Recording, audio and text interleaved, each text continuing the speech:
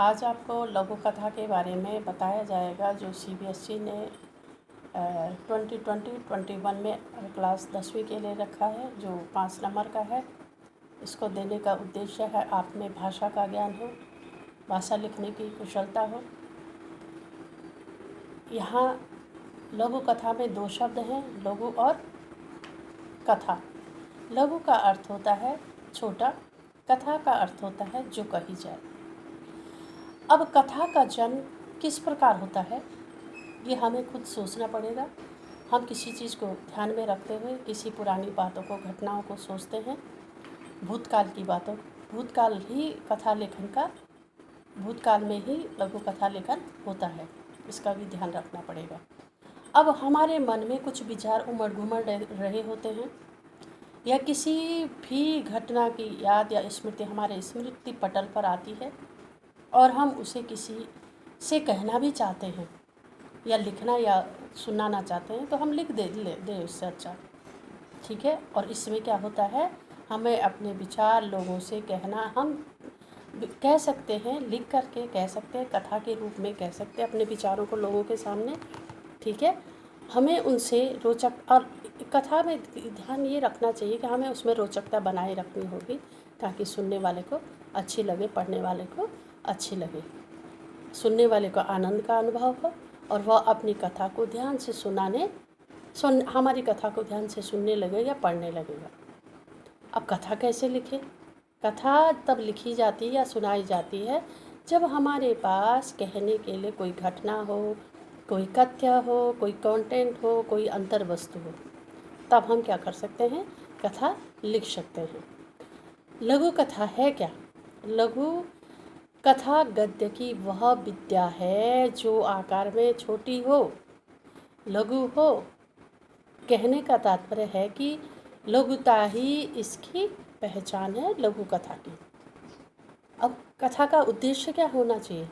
कथा का उद्देश्य मनोरंजन है, किसी का मनोरंजन करना है कथा का उद्देश्य। प्राचीन समय में हमारे पास कोई मनोरंजन के साधन नहीं थे, तो हमने क्या चुना, वहाँ हमने कथाएं, लघु कथाएं कह के हम मनोरंजन करते थे, सुनते थे, सुनाते थे।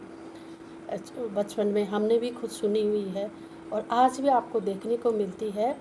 आप धार्मिक स्थलों पर जाइए, चाहे वो कोई धर्म और कोई जाति का हो, वो अपने अपने तरीके से अपनी धार्मिक कथाएं आपके सामने, हमारे सामने सुनाते हैं। अब लघु कथा का उद्देश्य क्या हो सकता है? कल्पना शक्ति का विकास होता है। जब छात्र कथा लिखेगा तो उसकी कल्पना शक्ति का विकास होगा। कथा लिखते समय वह अपनी कल्पना शक्ति का विकास करेगा। तनाव से मुक्ति भी मिलेगी उसे। जब कथाकार या विद्यार्थी कथा लिखने लगेगा तब उसे तनाव से मुक्ति भी मिलेगी। उसे उसकी सुप्त जिज्ञासा, सोई हुई थी, जिसे कोई जानने और समझने का कोई मतलब नहीं था, वो भी जागेगी। उसमें जानने की इच्छा का विकास होगा। लघु कथा प्रेरणा स्रोत भी है। लघु कथाओं के द्वारा लोगों को प्रेरणा मिलती है और मनुष्य के चरित्र का निर्माण भी लघु कथा से ही होता है। लघु कथा के माध्यम से जागरूकता और सजगता बढ़ती है।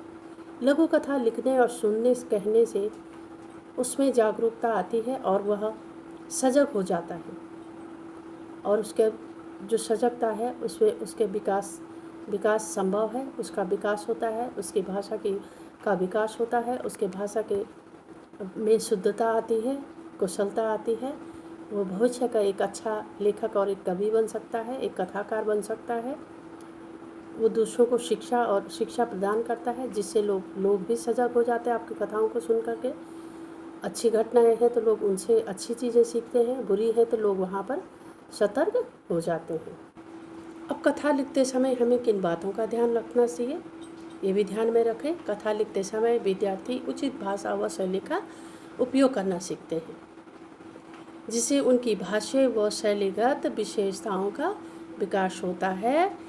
कथा लेखन से विद्यार्थी में सृजनात्मक आती है, वह नई सृजन करता है, नई कथाओं का सृजन करता है और उनको लिखने और उनकी सृजनता करने में उसमें दक्षता क्या हो जाती है, आ जाती है और वो बड़े कुशल तरीके से अपनी कथा का लेखन शुरू कर लेता है। धन्यवाद।